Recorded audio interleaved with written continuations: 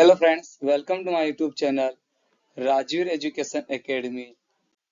आज हम पढ़ेंगे रासायनिक समीकरण को संतुलित कैसे करते हैं। लेकिन सबसे पहले हम यह समझेंगे कि संतुलित रासायनिक समीकरण होता क्या है। हमारे पास यहाँ पर संतुलित रासायनिक समीकरण की डेफिनेशन है।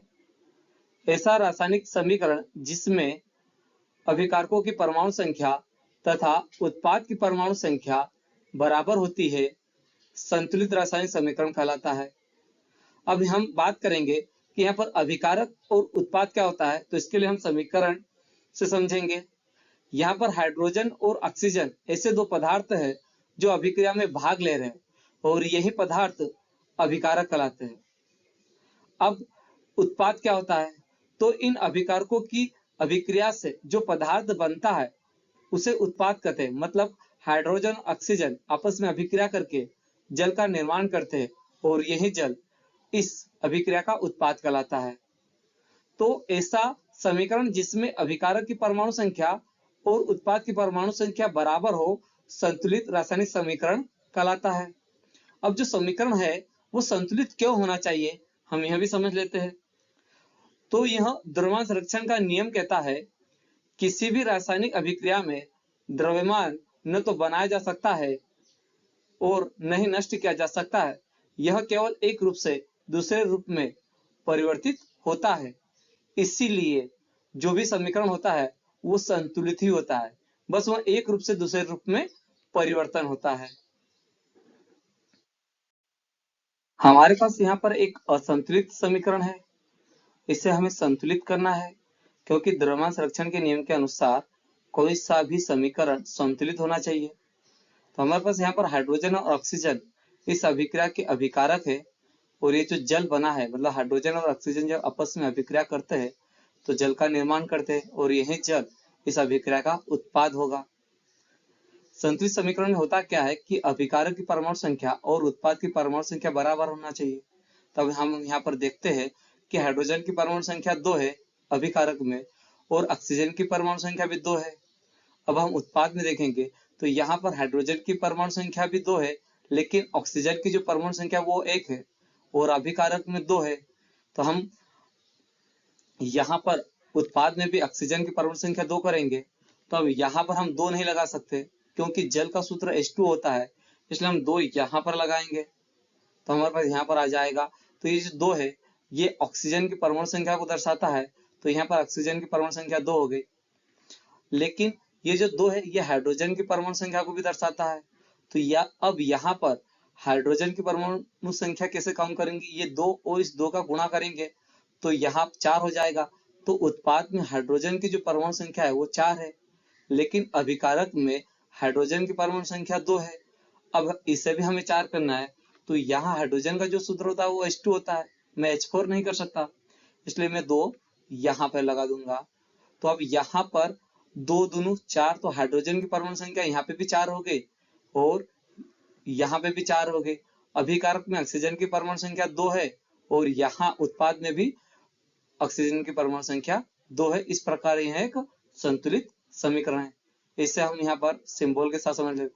हाइड्रोजन की परमाणु संख्या अभिकारक में 4, तो उत्पाद में भी हाइड्रोजन की परमाणु संख्या 4, अभिकारक में ऑक्सीजन की परमाणु संख्या 2, उत्पाद में ऑक्सीजन की परमाणु संख्या 2, टोटल हो गई हमारे पास परमाणु संख्या 6 और उत्पाद में भी टोटल परमाणु संख्या 6।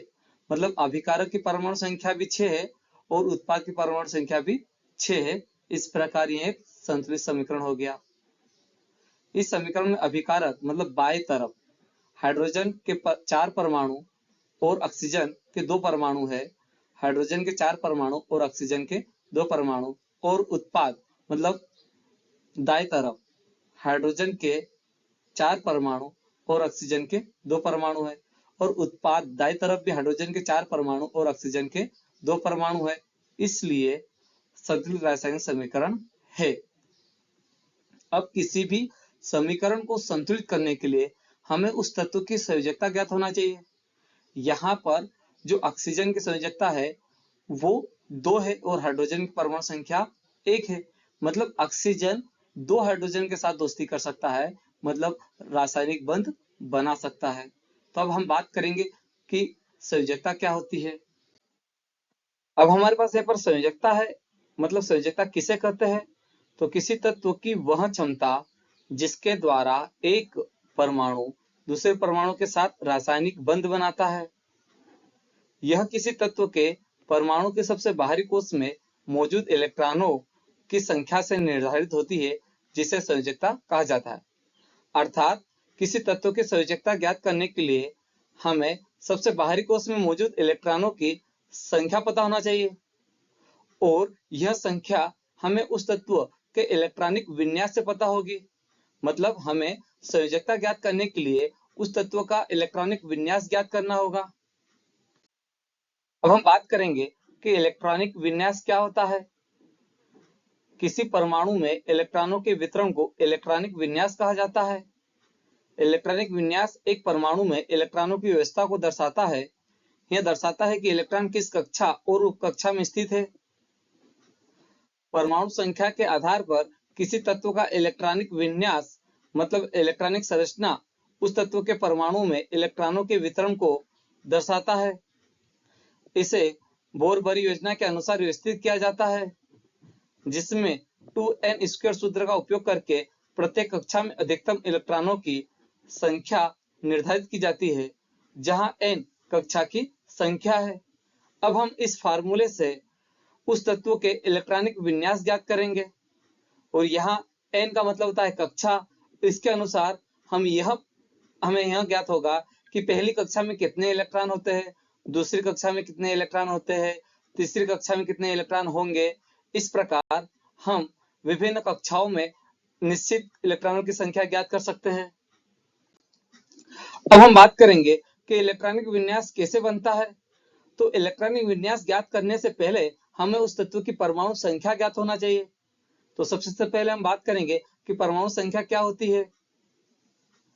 तो परमाणु संख्या, जिसे एटॉमिक नंबर बोला जाता है, किसी परमाणु के नाभिक में मौजूद प्रोटॉनों की संख्या होती है। यह संख्या किसी तत्व की पहचान होती है, क्योंकि हर तत्व के परमाणु में प्रोटॉनों की संख्या अलग अलग होती है। परमाणु संख्या को Z से दर्शाया जाता है। एक उदासीन परमाणु में प्रोटॉनों की संख्या इलेक्ट्रॉनों की संख्या के बराबर होती है। अर्थात किसी परमाणु के नाभिक में जितने प्रोटॉन होंगे उतने ही इलेक्ट्रॉन होते हैं, और प्रोटॉन भारी होने के कारण परमाणु के नाभिक में मौजूद होते हैं, और जो इलेक्ट्रॉन होते हैं वो हल्के होते हैं, और ये हल्के होने के कारण इस नाभिक के चारों ओर एक निश्चित कक्षा में घूमते हैं अपनी ऊर्जा के अनुसार। इसे भी हम आगे समझेंगे। दूसरा पॉइंट है मतलब इलेक्ट्रॉन विन्यास कैसे बनता है। तो पहला पॉइंट हमारे पास आ गया परमाणु संख्या। अब दूसरा हम पॉइंट समझेंगे कक्षाएं, कि कक्षाएं क्या होती है। तो परमाणु में इलेक्ट्रॉन विभिन्न ऊर्जा स्तरों में नाभिक के चारों ओर घूमते हैं, जिन्हें कक्षा या कोश कहा जाता है, क्योंकि इलेक्ट्रॉन का जो भार होता है वो नगण्य होता है, मतलब द्रव्यमान 0 के बराबर माना गया है। इसलिए हल्के होने के कारण यह इस नाभिक के चारों ओर घूमते हैं और एक निश्चित ऊर्जा लेकर। अब वो निश्चित ऊर्जा क्या होती है, अब हम यह समझ लेते हैं। तो यहाँ पर चौथा पॉइंट होता है इलेक्ट्रॉन वितरण। इलेक्ट्रॉनों को ऊर्जा के बढ़ते क्रम में कक्षाओं में भरा जाता है। पहली कक्षा में अधिकतम 2 इलेक्ट्रॉन, दूसरी कक्षा में 8 इलेक्ट्रॉन, तीसरी कक्षा में 18 इलेक्ट्रॉन और चौथी कक्षा में 32 इलेक्ट्रॉन हो सकते हैं। यहाँ पर K का मतलब पहली कक्षा, L का मतलब होता है दूसरी कक्षा, M का मतलब तीसरी कक्षा और N का मतलब चौथी कक्षा। और पहली कक्षा के लिए हम N के प्लेस पर 1 पुट करेंगे, यहाँ पर N के प्लेस पे 2 पुट करेंगे, तीसरी कक्षा में हम N के प्लेस पे 3 पुट करेंगे और चौथी कक्षा में N के प्लेस पर हम 4 पुट करेंगे। और इलेक्ट्रॉन वितरण का ज्ञात करने का जो हमारे पास फार्मूला होता है वो होता है 2n², और जहां n एक कक्षा की संख्या होती है। और चौथा पॉइंट होता है अष्टक नियम। अंतिम कक्षा में 8 से अधिक इलेक्ट्रॉन नहीं हो सकते, और यह अष्टक नियम का पालन करता है। यदि अंतिम कक्षा में 8 से अधिक इलेक्ट्रॉन होते हैं तो वे अगली कक्षा में चले जाते हैं। अब इस चारों नियम के अनुसार हम उस तत्व की संयोजकता ज्ञात कर लेंगे। अब हम यहाँ पर ज्ञात करेंगे कैल्शियम तत्व की संयोजकता। और कैल्शियम की संयोजकता ज्ञात करने के लिए हमें कैल्शियम का इलेक्ट्रॉन विन्यास ज्ञात करना होगा, और इलेक्ट्रॉन विन्यास ज्ञात करने के लिए हमें इलेक्ट्रॉनों का वितरण करना होगा, और इलेक्ट्रॉनों का वितरण ज्ञात करने के लिए हमारे पास फार्मूला होता है 2n²। यहाँ पर n का मतलब होता है कक्षाओं की संख्या। मतलब यदि हम पहली कक्षा की बात करें तो यहाँ पर हम n के प्लेस पर 1 पुट कर देंगे, और यहाँ पर 1 का स्क्वायर है और 1 का स्क्वायर 1 होता है, तो 1 का 2 के साथ गुणा करेंगे 2 आएगा। इसका मतलब है कि पहली कक्षा में 2 इलेक्ट्रॉन होने चाहिए। अब बात करेंगे हम दूसरी कक्षा की, तो यहाँ पर हम n के प्लेस पे 2 पुट कर देंगे, और 2 का स्क्वायर 4 होता है, और 4 का 2 के साथ गुणा करेंगे तो 8 आ जाएगा। इसका मतलब है कि दूसरी कक्षा में 8 इलेक्ट्रॉन होने चाहिए। अब बात करेंगे हम तीसरी कक्षा की, तो यहाँ पर n के प्लेस पर हम 3 पुट कर देंगे, और 3 का स्क्वायर 9 होता है, और 9 का हम जब 2 के साथ गुणा करेंगे तो 18 आएगा। इसका मतलब है कि तीसरी कक्षा में 18 इलेक्ट्रॉन होने चाहिए। इसी प्रकार चौथी कक्षा में 32 इलेक्ट्रॉन होने चाहिए। तो हम इस प्रकार इस फार्मूले से इलेक्ट्रॉनों का वितरण कर सकते हैं विभिन्न कक्षाओं में। अब यहाँ पर हम कैल्शियम की संयोजकता ज्ञात करेंगे, तो इसके लिए हमें कैल्शियम की परमाणु संख्या ज्ञात होना चाहिए। तो यहाँ पर कैल्शियम की परमाणु संख्या 20 होती है। परमाणु संख्या हम पहले ही पढ़ चुके हैं कि किसी तत्व के नाभिक में उपस्थित प्रोटॉनों की संख्या को ही परमाणु संख्या कहते हैं। अर्थात जितने प्रोटॉन होते हैं उतने ही इलेक्ट्रॉन होते हैं, और यही इलेक्ट्रॉन विभिन्न ऊर्जा के साथ कक्षाओं में घूमते हैं। तो हम यहाँ पर बात करेंगे पहली कक्षा की, तो पहली कक्षा में 2 इलेक्ट्रॉन होने चाहिए, तो हम यहाँ पर 2 इलेक्ट्रॉन ले लेंगे, 1 और 2। अब बात करेंगे हम दूसरी कक्षा की, तो दूसरी कक्षा में यहाँ पर होने चाहिए 8 इलेक्ट्रॉन, तो हम यहाँ पर 8 इलेक्ट्रॉन ले लेंगे, 1 2 3 4 5 6 7 और 8 इलेक्ट्रॉन ले लेंगे। अब बात करेंगे हम तीसरी कक्षा की, तो यहाँ पर तीसरी कक्षा में होने चाहिए 18 इलेक्ट्रॉन, लेकिन यहाँ पर 2 कक्षाओं में कुल हो गए 10 इलेक्ट्रॉन। पहली कक्षा में 2 और दूसरी में 8, टोटल हो गए 10 इलेक्ट्रॉन। और अब इसके पास 20 में से बचे कितने? 10 इलेक्ट्रॉन आ गए और 10 इलेक्ट्रॉन बचे। और तीसरी कक्षा में कितने इलेक्ट्रॉन होने चाहिए? 18, लेकिन बचे इसके पास 10। तो यह क्या करता है? पुनः अपना अष्टक कंप्लीट करता है। मतलब तीसरी कक्षा में भी 8 इलेक्ट्रॉन ही लेते हैं। तो हम यहाँ पर पूरा अष्टक कंप्लीट करने के लिए 8 इलेक्ट्रॉन ले लेंगे, 1 2 3 4 5 6 7 और 8। अब ये टोटल हो गए 18 इलेक्ट्रॉन। अब हमारे पास चौथी कक्षा आएगी, और चौथी कक्षा में यहाँ पर बचे मतलब 20 इलेक्ट्रॉन थे कैल्शियम के पास, 8 इलेक्ट्रॉन आ गए, बचे 2 इलेक्ट्रॉन। तो चौथी कक्षा में कितने इलेक्ट्रॉन आ जाएंगे? 1 और 2। तो ये हमारा इलेक्ट्रॉन विन्यास कहलाता है। मतलब पहली कक्षा में 2 इलेक्ट्रॉन, दूसरी में 8, तीसरी में भी 8 और दूसरी में 2।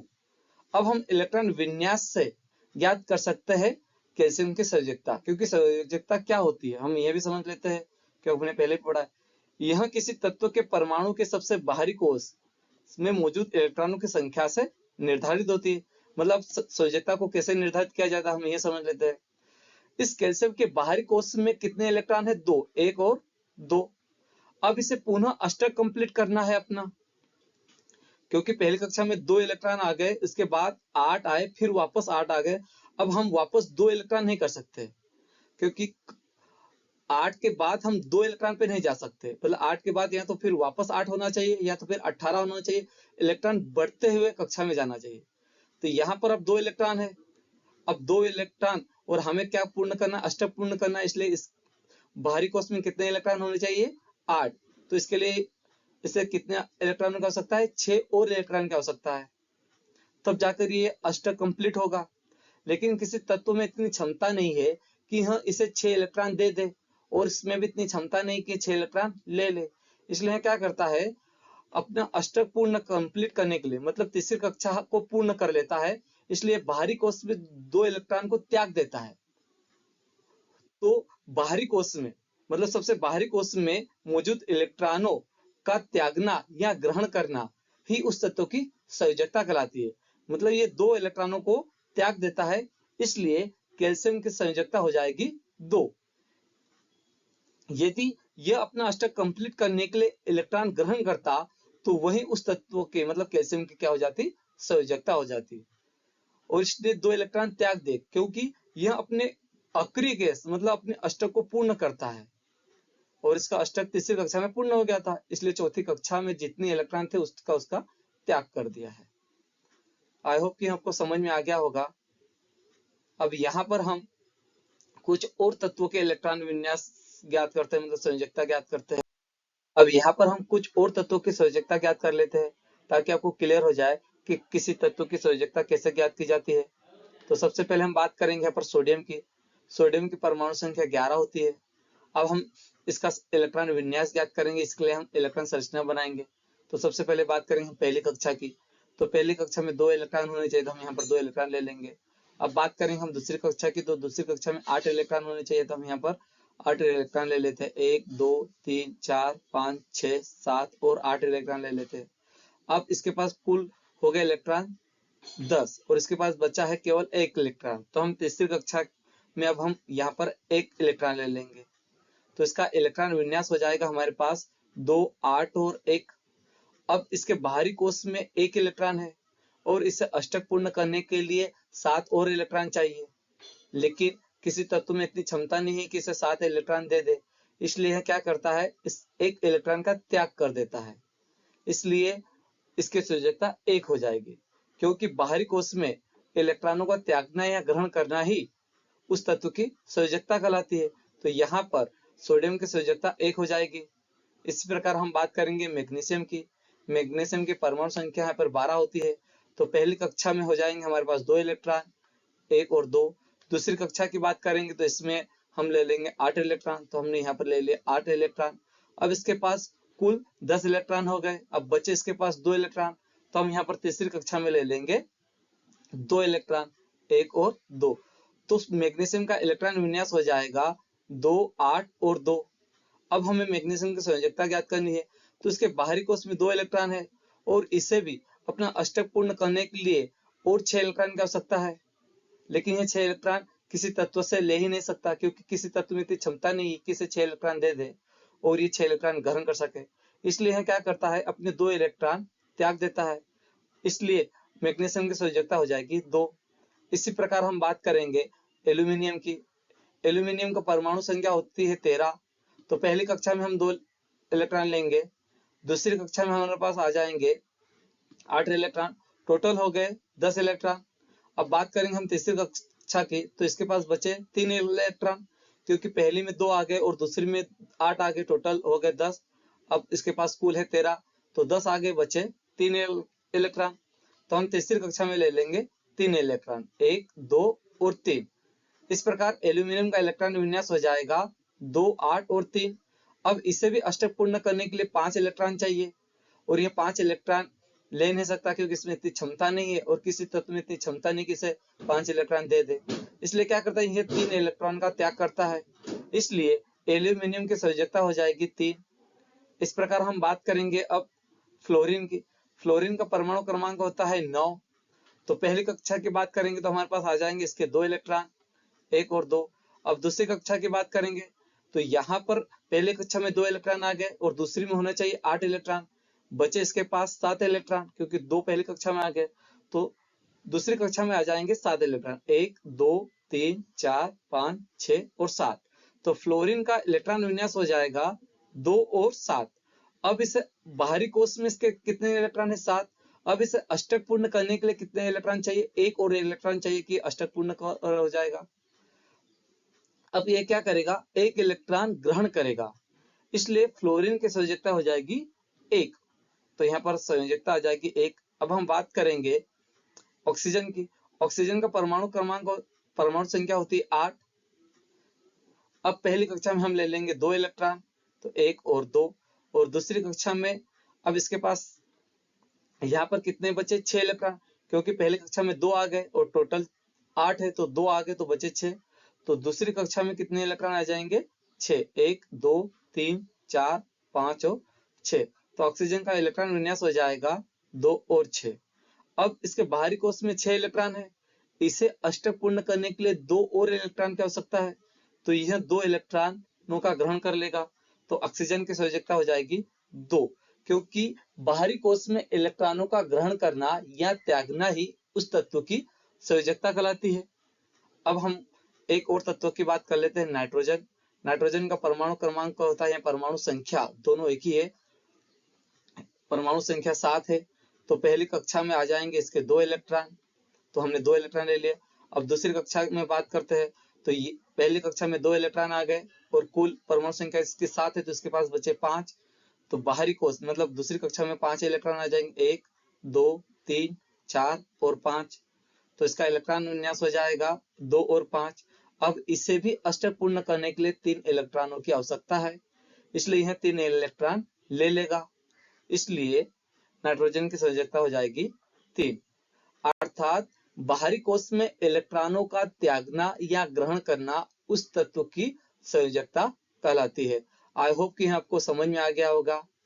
और हम इसी संयोजकता के आधार पर समीकरण को संतुलित करेंगे। किसी तत्व के बाहरी कोश में 1, 2 या 3 इलेक्ट्रॉन होते हैं, तो वह इलेक्ट्रॉनों का त्याग करता है, जिसे उस तत्व की संयोजकता कहते हैं। और यदि इलेक्ट्रॉन के बाहरी कोश में 5, 6 या 7 इलेक्ट्रॉन होते हैं, तो वह तत्व अपना अष्टक पूर्ण करने के लिए इलेक्ट्रॉन ग्रहण करता है, जिसे उस तत्व की संयोजकता कहते हैं। अर्थात इलेक्ट्रॉन का लेना या देना उस तत्व की संयोजकता कहलाती है। धातु इलेक्ट्रॉन त्यागती है, इसलिए वह धन आयन कहलाती है, और अधातु इलेक्ट्रॉन ग्रहण करती है, इसलिए वह ऋण आयन कहलाती है। अब हम यह समझेंगे कि संयोजकता का उपयोग कर किस प्रकार सूत्र लिखा जाता है। तो आइए इसे भी हम समझ लेते हैं। तो यहाँ पर सोडियम है Na, इसकी संयोजकता 1 होती है, और ऑक्सीजन है, इसकी संयोजकता 2 होगी। अब हम सूत्र लिखेंगे, तो जो ऑक्सीजन की संयोजकता है 2, वो सोडियम के साथ लिखी जाएगी, और जो सोडियम की संयोजकता है 1, वो ऑक्सीजन के साथ लिखी जाएगी। मतलब इन्हें क्रॉस में लिखा जाता है, तो हमारे पास आ जाएगा Na2O1।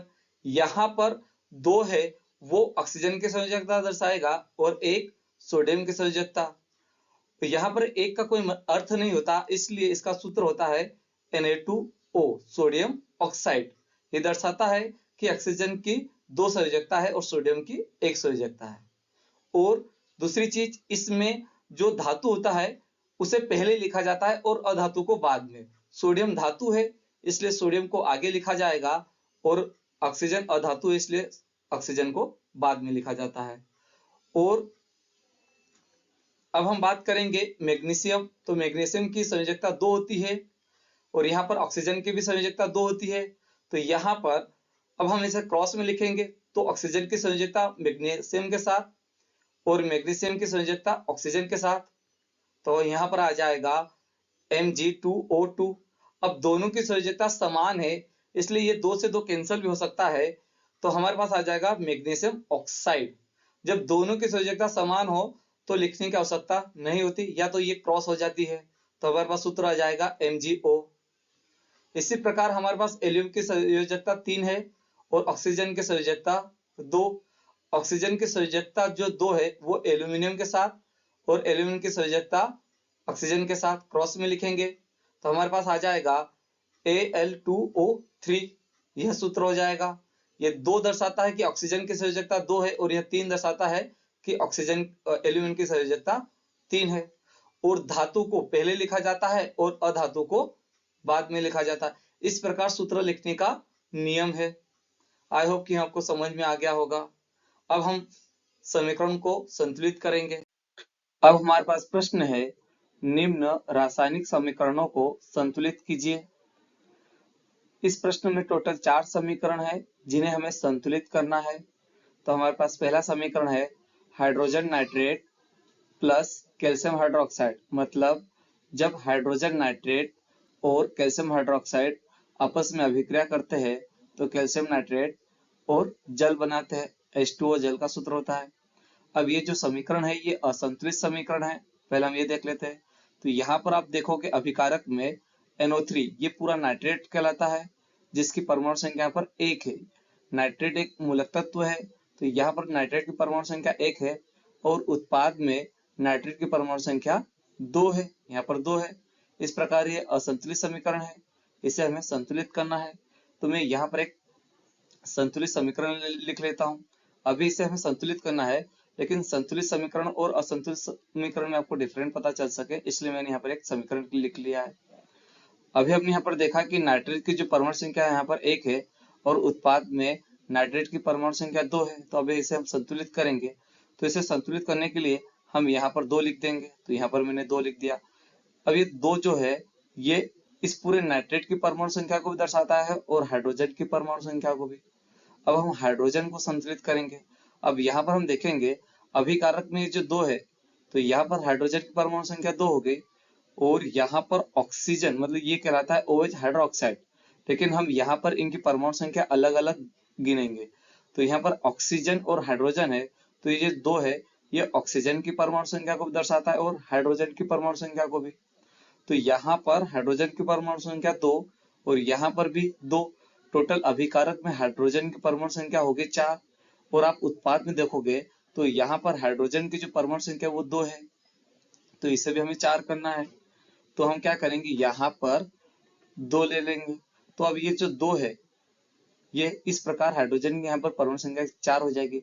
हाइड्रोजन की परमाणु संख्या यहाँ पर कैसे निकलती है, इस 2 के साथ हम गुणा करते हैं तो 2 दूनी 4 हो जाएगा। इस प्रकार हाइड्रोजन की परमाणु संख्या 4 हो गई और ये 2 इस ऑक्सीजन की परमाणु संख्या को भी दर्शाता है। तो यहाँ पर ऑक्सीजन की परमाणु संख्या 2 और अभिकारक में भी ये जो 2 है ये भी ऑक्सीजन की परमाणु संख्या को दर्शाता है और यहाँ पे भी ऑक्सीजन की परमाणु संख्या 2 है। इस प्रकार ऑक्सीजन भी संतुलित हो गया और कैल्शियम की यहाँ पर परमाणु संख्या 1 है और उत्पाद में भी कैल्शियम की परमाणु संख्या 1 है। इस प्रकार ये पूरा समीकरण संतुलित हो गया। आई होप कि आपको समझ में आ गया होगा। अब हमारे पास दूसरा समीकरण है, इसे भी हमें संतुलित करना है। तो हमारे पास समीकरण है sodium hydroxide plus hydrogen sulphate. Hydrogen sulphate को सल्फ्यूरिक अम्ल भी कहा जाता है। मतलब जब सोडियम हाइड्रोक्साइड और हाइड्रोजन सल्फेट आपस में अभिक्रिया करते हैं तो सोडियम सल्फेट और जल बनाते हैं। इस समीकरण को हमें संतुलित करना है। तो सबसे पहले हम ये देख लेते हैं कि समीकरण संतुलित है या असंतुलित है, क्योंकि कभी कभी संतुलित समीकरण भी दे देते हैं। तो आप यहाँ पर देखेंगे तो ये जो अभिकारक है इसमें सोडियम की परमाणु संख्या 1 है और उत्पाद में सोडियम की परमाणु संख्या 2 है। इस प्रकार ये असंतुलित समीकरण है तो इसे अब हम संतुलित करेंगे। तो यहाँ पर हम एक संतुलित समीकरण ले लेंगे। अब इसे हम संतुलित करना है तो सोडियम की यहाँ पर परमाणु संख्या 2, तो अब हम अभिकारक में भी सोडियम को संतुलित करेंगे तो यहाँ पर हम 2 लिख देंगे। अब यहाँ पर सोडियम संतुलित हो गया है, यहाँ पे भी सोडियम की परमाणु संख्या 2 हो गई और उत्पाद में भी सोडियम की परमाणु संख्या 2 हो गई।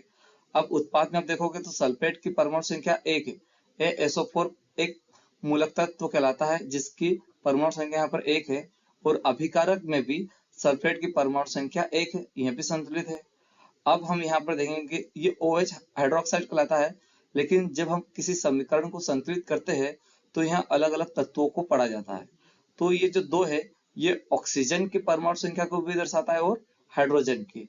हम यहाँ पर ऑक्सीजन और हाइड्रोजन दोनों की अलग अलग परमाणु संख्या को संतुलित करेंगे।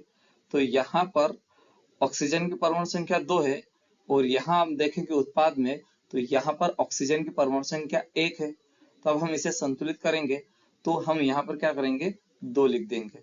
ये 2 ऑक्सीजन की परमाणु संख्या को भी दर्शाता है। अब ये जो 2 है ये हाइड्रोजन की परमाणु संख्या को भी दर्शाता है। तो यहाँ पर 2 हाइड्रोजन हो गए और यहाँ पर हाइड्रोजन की परमाणु संख्या 2 है तो अभिकारक में टोटल 4 हाइड्रोजन की परमाणु संख्या हो गई और ये 2 इस हाइड्रोजन की परमाणु संख्या को भी दर्शाता है। और यहाँ पर हाइड्रोजन की परमाणु संख्या हम कैसे गिनेंगे, इस 2 का इस 2 के साथ गुणा करेंगे तो 2 दूनी 4 हो जाएगा। मतलब हाइड्रोजन की यहाँ पर भी परमाणु संख्या 4 है। इस प्रकार उत्पाद में भी हाइड्रोजन 4 है और अभिकारक में भी हाइड्रोजन की परमाणु संख्या 4 है। इस प्रकार यहाँ संतुलित समीकरण बन गया है। आई होप कि यह भी आपको समझ में आ गया होगा। अब हमारे पास यहाँ पर तीसरा समीकरण है जिसे हमें संतुलित करना है। तो हमारे पास यहाँ पर समीकरण है sodium chloride plus silver nitrate. यहाँ Ag का मतलब होता है सिल्वर और सिल्वर का मतलब होता है चांदी और NO3 का मतलब होता है नाइट्रेट। तो सिल्वर नाइट्रेट मतलब जब सोडियम क्लोराइड और सिल्वर नाइट्रेट आपस में अभिक्रिया करते हैं तो सिल्वर क्लोराइड और सोडियम नाइट्रेट बनाते हैं। अब इस समीकरण को हमें संतुलित करना है, तो हम यह देख लेते हैं कि यह समीकरण संतुलित है या फिर असंतुलित है। तो यहाँ पर हम देखेंगे अभिकारक में सोडियम की परमाणु संख्या 1 है और उत्पाद में भी सोडियम की परमाणु संख्या 1 है। यहाँ पर सोडियम संतुलित है। अब देखेंगे हम क्लोराइड को, यहाँ पर क्लोराइड की परमाणु संख्या 1 है और उत्पाद में भी क्लोराइड की परमाणु संख्या 1 है। इस प्रकार क्लोराइड भी संतुलित है। अभिकारक में Ag मतलब सिल्वर की परमाणु संख्या 1 है और उत्पाद में भी Ag मतलब सिल्वर की परमाणु संख्या 1 है। इस प्रकार सिल्वर भी यहाँ पर संतुलित है। और अभिकारक में नाइट्रेट NO3, इसकी भी परमाणु संख्या 1 है और उत्पाद में भी NO3 की परमाणु संख्या 1 है। इस प्रकार ये जो समीकरण है ये पहले से ही संतुलित है। तो बस हम इतना लिख देंगे कि यह समीकरण पहले से ही संतुलित है। आई होप कि आपको यह समझ में आ गया होगा। यदि असंतुलित होता तो फिर हम इसे संतुलित करते, लेकिन यह पहले से ही संतुलित रूप में है। यह समीकरण इस प्रश्न का चौथा और लास्ट समीकरण है जिसे हमें संतुलित करना है। तो हमारे पास समीकरण है बेरियम क्लोराइड और हाइड्रोजन सल्फेट या H2SO4 को सल्फ्यूरिक अम्ल भी कहा जाता है। जब बेरियम क्लोराइड और हाइड्रोजन सल्फेट आपस में अभिक्रिया करते हैं तो बेरियम सल्फेट और हाइड्रोजन क्लोराइड बनाते हैं या HCl को हाइड्रोक्लोरिक अम्ल भी कहा जाता है। अब इस समीकरण को हमें संतुलित करना है, तो सबसे पहले हम यह चेक कर लेते हैं कि यह समीकरण संतुलित है या फिर असंतुलित है। तो यहाँ पर इस अभिकारक में जो क्लोराइड है इसकी परमाणु संख्या 2 है और उत्पाद में क्लोराइड की परमाणु संख्या 1 है। इस प्रकार यह समीकरण असंतुलित है। इसे अब हम संतुलित करेंगे। तो यहाँ पर क्लोराइड की परमाणु संख्या 2 और उत्पाद में क्लोराइड की परमाणु संख्या 1 है। तो इसे संतुलित करने के लिए हम यहाँ पर 2 लिख देंगे। अब इस 2 है ये क्लोराइड की परमाणु संख्या को भी दर्शाता है और हाइड्रोजन की परमाणु संख्या को भी। तो उत्पाद में अब हाइड्रोजन की परमाणु संख्या 2 हो गई और अभिकारक में अब देखोगे तो यहाँ पे भी हाइड्रोजन की जो परमाणु संख्या है वो 2 है। इस प्रकार यहाँ पर हाइड्रोजन भी संतुलित हो गया है और क्लोराइड भी संतुलित हो गया। अब हम देखेंगे अभिकारक में बेरियम, तो बेरियम की यहाँ पर परमाणु संख्या 1 है और उत्पाद में भी बेरियम की परमाणु संख्या 1 है। इस प्रकार बेरियम भी संतुलित है। अब अभिकारक में आप देखोगे तो यहाँ पर SO4 सल्फेट है, इसकी भी परमाणु संख्या यहाँ पर 1 है और उत्पाद में SO4 सल्फेट की परमाणु संख्या भी 1 है। इस प्रकार यह भी एक संतुलित है। तो ये जो समीकरण है ये संतुलित समीकरण हो गया है। पहले ये असंतुलित था, बस हमने यहाँ पर 2 लगाया है। बस इस प्लेस पर आप 2 लगा देना तो ये पूरा समीकरण संतुलित हो जाएगा। आई होप कि आपको समझ में आ गया होगा। अब हम सीख गए कि रासायनिक समीकरणों को संतुलित कैसे करते हैं। आई होप कि यह वीडियो आपको पसंद आया होगा। यदि यह मेरा वीडियो आपको पसंद आया हो तो प्लीज मेरे वीडियो को लाइक करें, सब्सक्राइब करें और शेयर करें। धन्यवाद।